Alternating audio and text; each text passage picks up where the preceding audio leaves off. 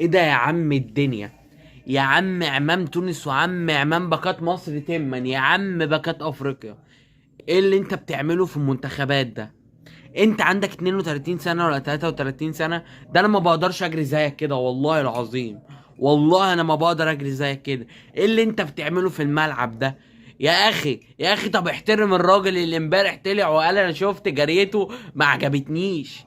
لا لا لا لا لا، الراجل التاني ده انا جاي له في المشوار. بس ايه يا عم الدنيا اللي انت بتعمله ده؟ انت عندك 34 سنة وبتلف اللفة دي؟ ده عندنا والله قال لك شفت جري علي معلول ما عجبتنيش، فعشان كده قلت لازم يمشي. اكيد شاف جري كريم الدبيس عدله وجري كوكا، عشان كده الراجل ده لحد دلوقتي مش ماسك اي منصب في الاهلي. غوروه، اتخنقوا منه.